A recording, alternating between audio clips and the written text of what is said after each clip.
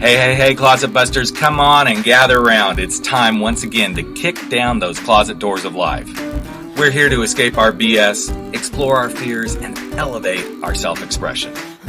I'm your host, Rick Clemens, bold move expert and coming out coach, and I'm going to take you to the party, the pulpit, the wake, and back to the party of living your life uncloseted. So come on, grab hold of yourself and get ready to step out, step up, and step into living your truth as we explore more stories, tips, and tricks for living your life uncloseted. Now let's get to the show. Hey, Life Uncloseted family. It is time once again for you to come out of those closets, make your bold moves, and quit apologizing for living life the way that you are. And sometimes you might get to that space where you feel like, oh my God, I can't do this. Everything is horrible. You're scared. You don't even know if you're coming or going. You see yourself completely in a victim state of mind. And you might even find yourself standing in a line at the Salvation Army. And then suddenly everything begins to switch. And I don't mean suddenly like, woof, poof, there's a magic wand that happened, but things begin to happen for you. And you step into a space of confidence and you start to see yourself as a successful person. You take the steps that you need to take, and before you know it, you have a PhD, you're standing and speaking on stages, you're teaching online courses. And I know for some of you, this may be sounding like, okay, this sounds like a fairy tale. Well, it is not. It is real.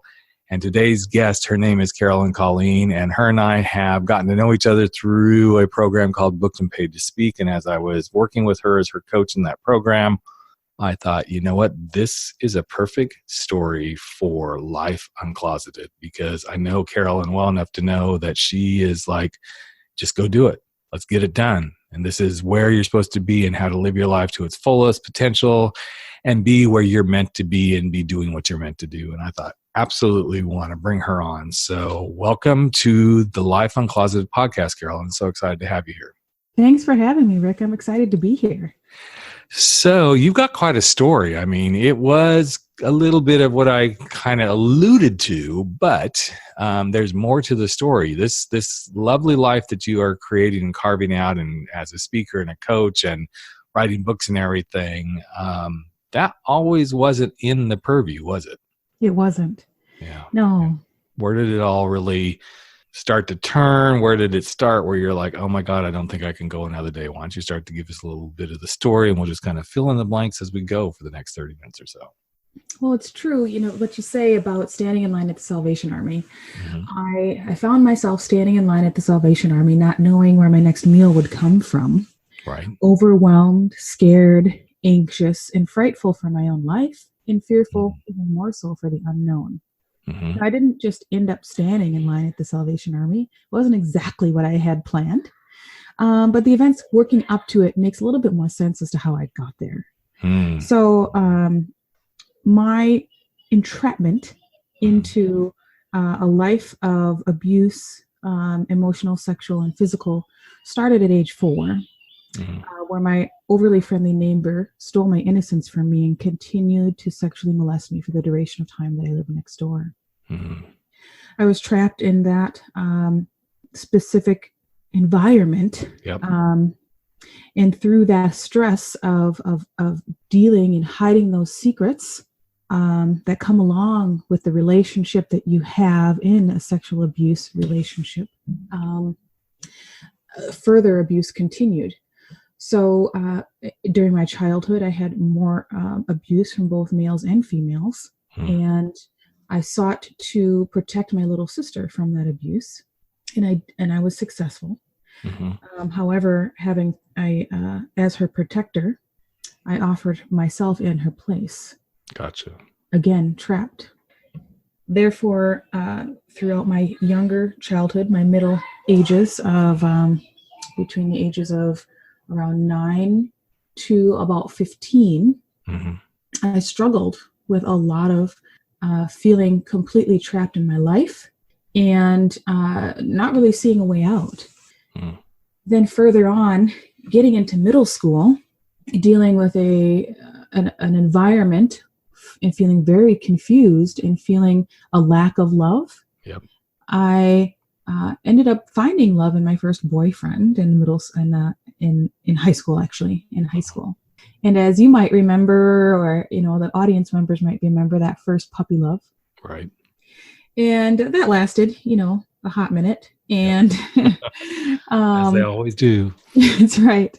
And we broke up, and that was devastating for me. Now, combining all of the tragedy previous, along with breaking up with your boyfriend, and just the stress of being a high schooler, I felt there was no other way out of the entrapment that I had found myself in emotionally, and I sought to end my life. So I found myself in the middle of an emergency room, surrounded by providers who were seeking to pump my stomach from the 25 sleeping pills I had taken in order to numb the pain. Right. Now, as you can imagine, that's a trend of entrapment theme. Yep. I came home from the 72-hour hold that is mandated by the state. Yep. To my little sister, who had been waiting for me, angry and confused. And I came home and I promised her that I'd never give up on life again. And I didn't. Mm-hmm. And in that moment, I realized that I was a shining light for another person that I didn't realize. I took on the role of protector, but I didn't truly realize, how much of a protector that I was for her. Right. And so I did. I promised her I'd never give up again, and I didn't. But that didn't mean I stopped running from the pain. And I ran right into the arms of a man who reflected my self-worth. And there I was, again, into a different kind of trap. I found myself in a relationship where my husband loved me so much he'd monitor my food intake to keep me thin and still attractive. I found that this type of love found my time being monitored by 15-minute increments. Wow. I also found that love in this particular relationship was not even 5 minutes of solitude. I was not allowed to go to the bathroom by myself because that might sabotage our undying love. Once you're in that type of an environment, it's hard to see a way out. Yep. It's hard to see the door. And until I became pregnant and I got married, and until my daughter was born, did I realize what unconditional love was. I remember distinctly the 2-month birthday of my daughter. It was about 4 a.m. as the sun was coming out of the sky. Now, my daughter had been screaming for 2 months straight, something called colic, and I'm not sure if you're familiar. Yep. But it's an interesting journey with a child who has colic. And she'd been screaming for 2 months. Now, as a young mother, not only exhausted from a baby who hadn't stopped crying for 2 months, but also exhausted from the seemingly never-ending feedback from my spouse on how to be a better wife at all hours of the night. I was scared, lost, and alone. I prayed at 4 o'clock that morning, and I said, I don't know what to do. Anyone who will listen, please send me a sign. And in that instant, in that particular moment, as I prayed, my daughter stopped crying, and I looked down at her. And as our eyes locked, it seemed as if she was speaking directly to my soul, saying to me, I'm your sign. And in that moment, I truly understood the feeling of what unconditional love was compared to what it wasn't. Unending suffering and self-sacrifice. So I knew in that moment there was something that I needed to change. Right. I didn't know how. I didn't know when. But I knew there was a change that needed to happen, and that was an integral moment leading up to standing in line at the Salvation Army. I got up enough courage to leave while my spouse was at work in between the 15-minute calls that he would check in on me to see what I was up to. And there I found myself waiting for food, not knowing where my next meal would come from, and afraid because my spouse promised me if I were to leave that he'd end his life and his own so that we could be together forever. So standing in line at that time, knowing that I needed to muster up courage, knowing that I had to fake it until I made it, knowing that I needed to put on a face that would show confidence so as not to, cause anxiety for my daughter, I came up with a plan, or came up with a method, actually. Mm-hmm. A method that was born out of necessity, Yep. and today is used in very different manners. And that is my FIERCE method. Mm-hmm. It's practiced 5 minutes at a time in order to gain control of your anxiety, your anger, your fear, and use it as fuel in which to launch you forward in a positive direction. So as you went through this experience, which is just, for anyone listening, you got to go, okay, I can't imagine. I'm sure people have had some pieces of it that have shown up, but probably not to the degree that you're sharing. You had that sense of complete despair and how do I get through this? But it's so interesting to me that it was that simplest of moments when you asked for what you needed, which was a sign, that it was delivered in a way that you could actually see it. And I think some people would have missed even that little moment of, oh, wow, she quit crying. This is the sign. Mm-hmm. For you, what was that? What was it inside you that you just knew this was that moment? I mean, this was the sign. Rick, when I was at that moment, I had hit what some people call a rock bottom. Mm-hmm. Up until then, within my marriage at that time, I had found myself in a way to be addicted to codependency. And so if you look at it in that way, I hit my rock bottom. Mm-hmm. And once people who are looking to break free hit a rock bottom, mm-hmm. they're able to then see things they weren't able to see before. Mm-hmm. And so in that moment, I prayed and I asked to whomever might listen. And mind you, at that point, I had lost a lot of faith in a whole lot of everything. Mm-hmm. And given my history, a lot of people could say, well, I don't blame you. Right. And I truly was at that place of, I just don't know what to do. And I just don't know if I can continue. I don't want to, I'm lost. And so in those moments of true rock bottom, true authenticity, true, show me anything. And that's how I was able to see the sign. Mm-hmm. The light came on and I realized, what I had been doing wasn't working. Yeah. It was time for something new. Yeah. And I hear this many, many times, and I know other people who are listening have heard these kind of stories too, but I often believe what gets missed is the rock bottom always seems to be kind of the thing, but sometimes the rock bottom isn't the worst thing. Mm. And sometimes the rock bottom is a positive thing. And sometimes it's something that comes out of nowhere that you go, oh, wow. While I'm here, this thing suddenly showed me the light. So in my case, the rock bottom was the meeting the British guy in London on a whim, having a wonderful night, and then doing what I was used to doing, which was going back to the hotel room to, have this, what I needed. I needed sex. I wanted to feel the comfort of being in the arms of this man, even though I was married to a woman and 2 children at home. And the rock bottom this time showed me something completely different. And it was such an interesting journey. And those who've listened to the podcast have heard it before, but it was that interesting twist of, I didn't get what I wanted that night. I actually got something more, which was no sex. I actually got intimacy. I got conversation. I saw conversations that I could have with a man that was outside of the realm of, let's just go in here and let's just, do the nasty and go, be done, with shame and guilt and everything else layered on top of it.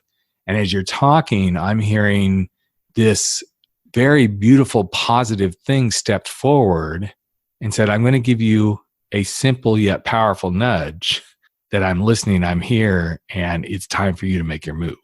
Even though it scared the crap out of you. I could hear that as you were telling the story. It's like, I don't know what I'm going to do, but I know I'm going to do it.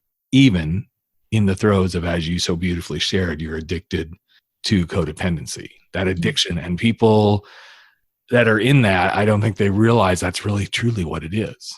because you get into those spaces, and because I was raised in a household that very much is that way, it's such an interesting space to be in. And so as you broke free from it, things begin to happen for you. And I'm not, I said in the intro that it wasn't like suddenly there was a magic wand and everything was great, but I can't help but feel from just what you've shared so far that it was that moment that you saw and heard your daughter stop crying, that was really the first little glimmer of hope and courage and confidence to go do what you were going to go do next. So take us further now. You didn't just suddenly, okay, now here I am, I'm speaking on stages and all this sort of stuff. There was something that planted the seed, but where do you go from there? Yes, very true. And yeah, to paint a little picture, yes, I had that glimmer. I had that hope, but it didn't mean that I left immediately. Mm-hmm. It took me a year, just a year in which to muster up the courage to leave. Mm-hmm. The back and forth, the self-doubt, mm-hmm. the, okay, well, I will escape. I will leave today. I'll do it. And then you talk yourself out of it, and Absolutely. You go back and forth, and yeah, it took me a year. And then, yes, once I left, there's also the going back. Oh, I didn't mean it. I didn't go back, but I thought about it for sure. Mm-hmm. And the struggle. But don't you think in that struggle, I hate to interrupt you here, but I think this is kind of something interesting to bring to the listeners, is in that struggle, whether to go back or whether for me to, okay, well, maybe I can stay in this marriage and this was just a fling, even though there were many, many flings. But, this one was like, okay, he showed me something I hadn't seen, maybe I can go back. In those moments, I believe, is when our truth really begins to take a stand and say, okay, are you going to get serious here, or are we going to keep playing this game? And that truth really stands up to us.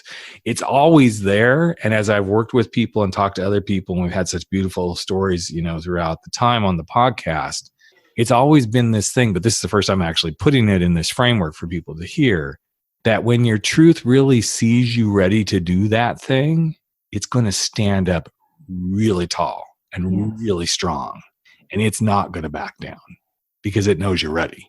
Exactly. Now, it may take you a year to get there, but I sensed as you were sharing that, it's like, okay, that truth is there. And, yes, the phrase, the truth will set you free. Well, yeah, the truth is standing there waiting to set you free. And I think for most people, once they reach these moments, these crossroads in life, the truth says, okay, I'm here and I'm done playing games. Mm-hmm. And it seems like that's kind of what was going on for you, is that year was your truth going, okay, girl, come on. Are we going to do this or are we not? Exactly. And I'm sure you're familiar with this whole kind of back and forth, finding evidence, trying to justify, but not. And then, it's comfortable. You get used to certain things and, a certain way. Yep. And then the uncomfortableness and the fear of that and what's out there. And so, yeah, the struggle is real, back and forth for a whole year, and then collecting evidence like an FBI detective. And then finally, able to just say, hey, okay, I want to live my truth, and I want to live it for my family. And so, I wanted to live that for my daughter. And that's when I took the leap. And getting and building that confidence. And so from the Salvation Army on to a new door opened. So I had escaped the cycle of abuse. Now, abuse all through childhood into my first marriage. I jumped out of that circle, but I jumped right into a new circle, which is a circle of poverty. Now, I went into low-income housing. I didn't know, I tried to patch together food from one food pantry to the other. Yep. And I struggled a lot. And it's why a lot of people go back to their abusive relationships, is because they don't know how to make it.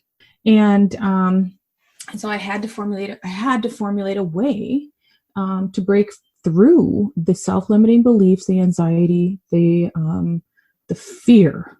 And I broke it down into 5 minutes. And a wise person said to me, "Hey, Carolyn, it's okay. You're going to do this. You can do this. You've got it." Yep. They said, just take it one day at a time, one day at a time. And this is a very common way to look at things, is one day at a time.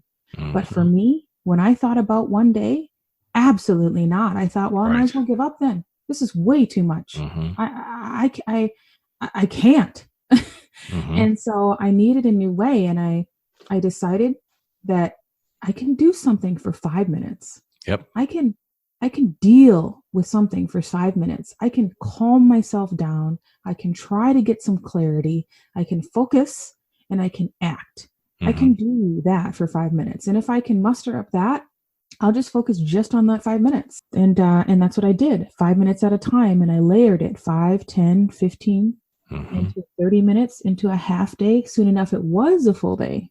Soon enough, it was a full week. And looking back, I would realize my progress. And that is exactly where my resilience started to build, mm-hmm. where I built the muscle of confidence, and I continually built the muscle of courage in which to push forward.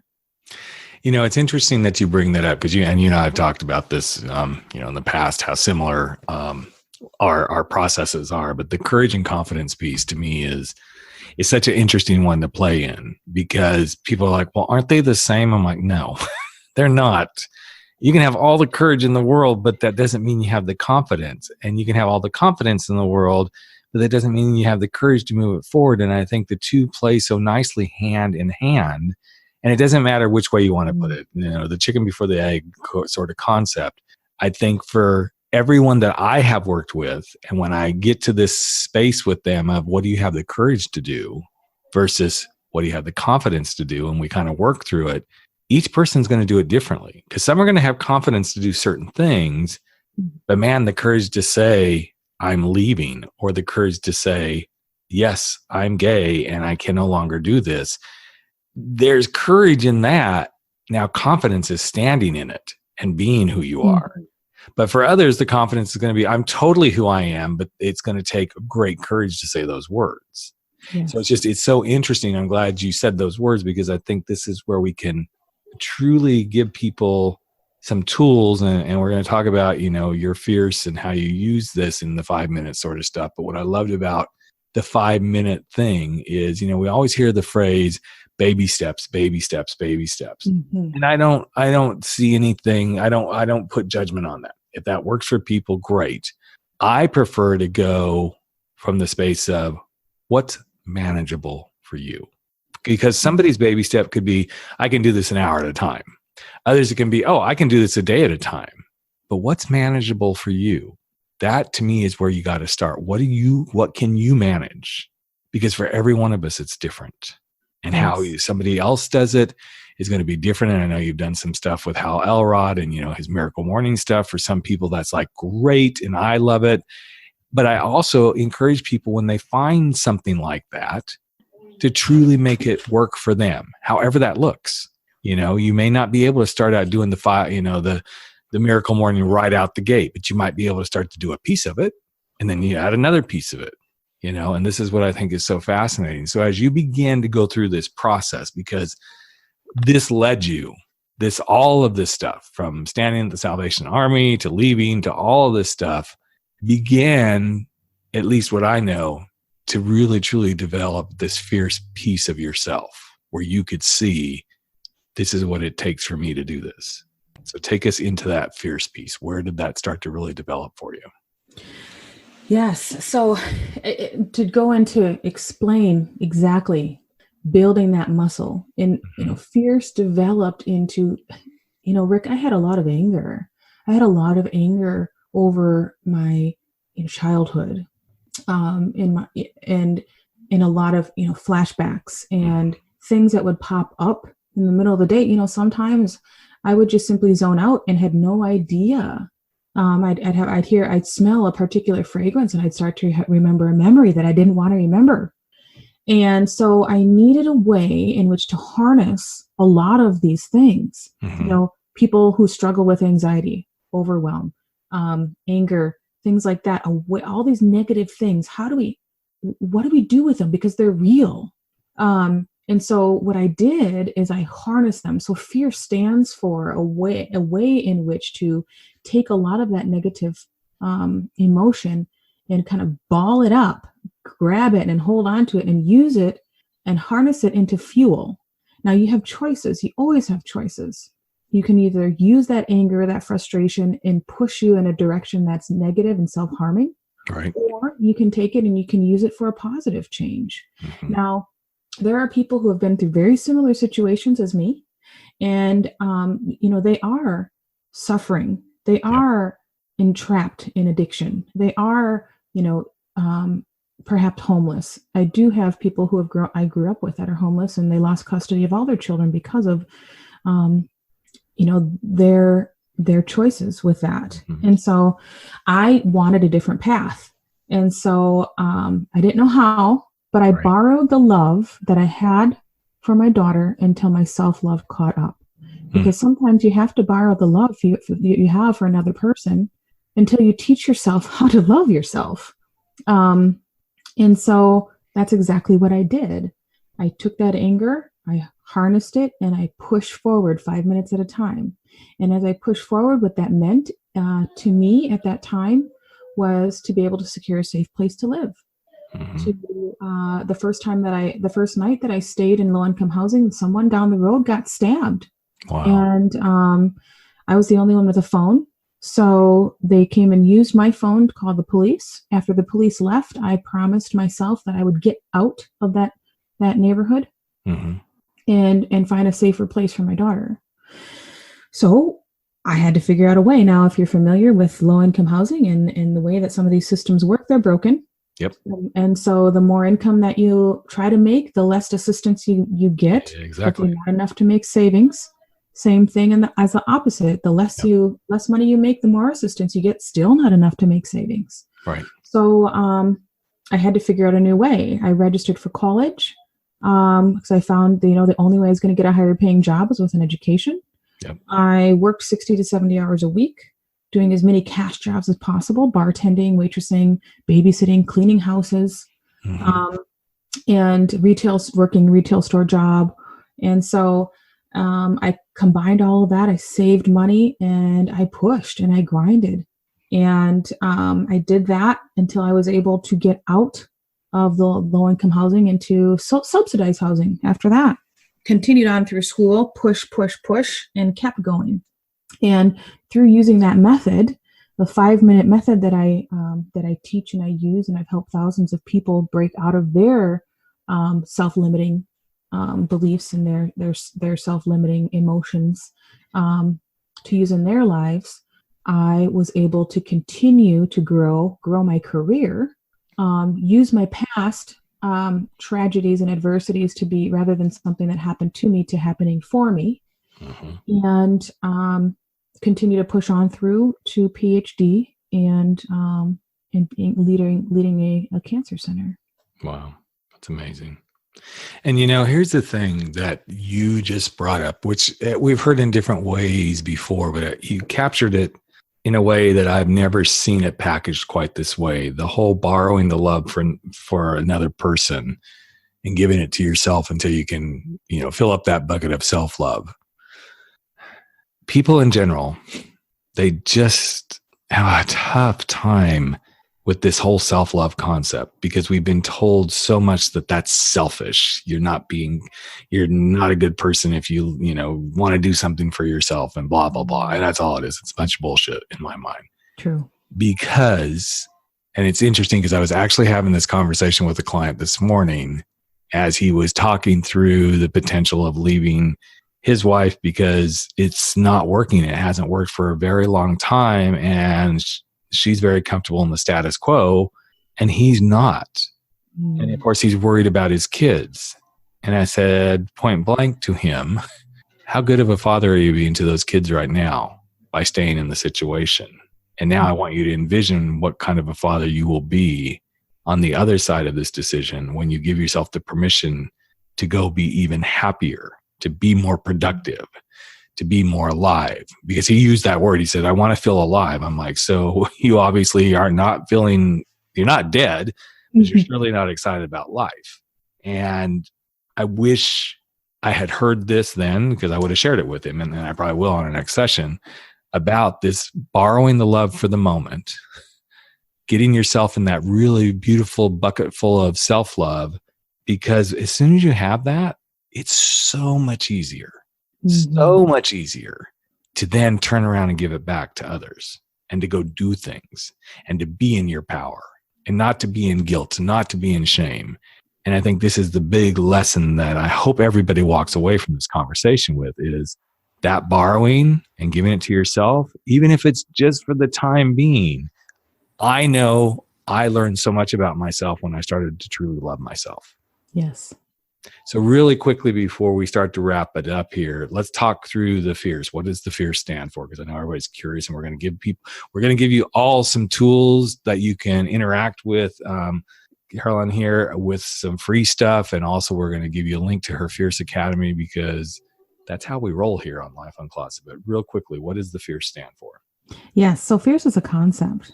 So it's definitely an acronym, which we can post in the notes. But truly, it's the concept that I'd like you to understand, because that's exactly the usability of the tool, the FIERCE concept. So it's one, breathing.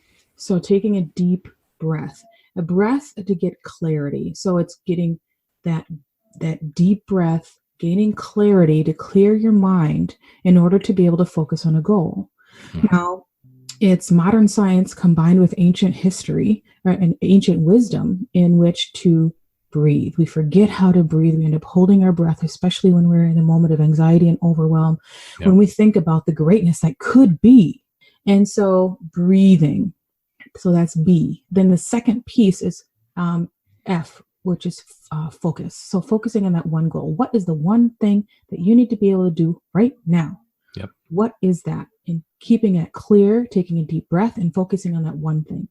And in the other F is fierce action. And when I say fierce action, I'm saying taking whatever is holding you back, fear, anxiety, overwhelm, harnessing it and using it as fuel to push you forward. So I like to, within the concept of FIERCE, I like to use this little acronym, which is BFF, your new best friend forever. Breathe, focus, fierce action. And how, thousands of people are using it now as I go out and I teach and I speak and I workshops and events. And it's phenomenal, the amount of examples that I have around people using it. Now, this was born from necessity, but now it's used for many, many different things.